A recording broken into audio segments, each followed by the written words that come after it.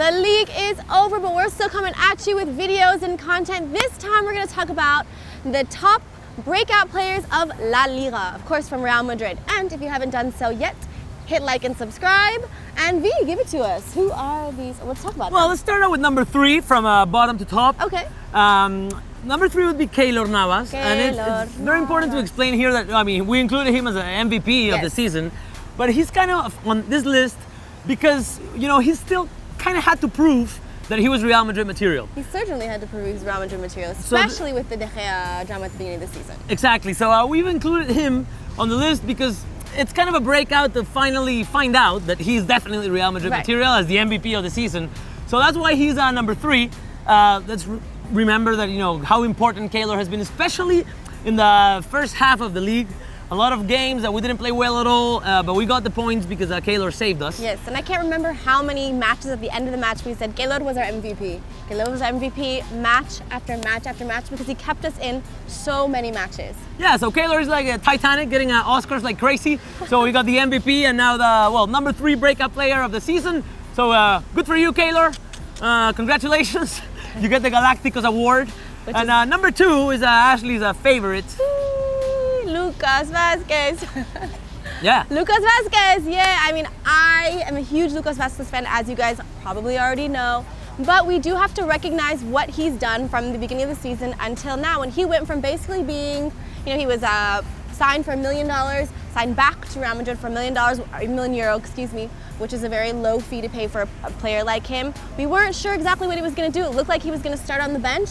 He worked his way from being a substitute to seeing very little minutes to the end of the season being a starter in Champions League and to being a real contributor to this team. And I love him for so many reasons, but also because of his work ethic. And I think that he's probably, I don't know, Zidane, maybe you can confirm this for us, a coach's dream come true.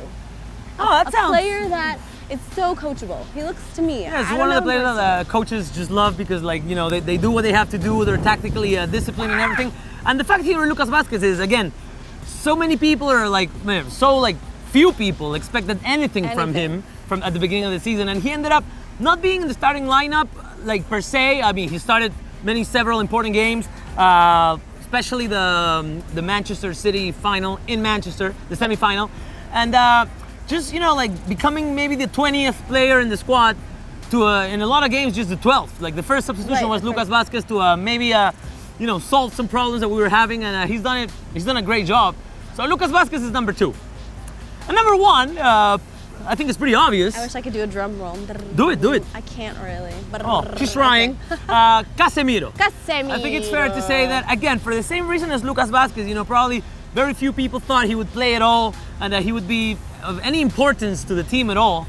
And like where he stands right now is just is such a big leap. Right. Leaps and bounds, I would say. He is now an integral part of Zidane's team. Zidane is seeing that in this 4-3-3, which is working better for us with the players that we have, we need him in that holding center midfield position. We don't play the same without him. We don't have a player that can play quite like him. He doesn't look so much to go forward. He's a pure holding center midfielder, and I think that's what we love about him. And I think that he, like you said, from the beginning of the season, people thought, who's this Casemiro guy?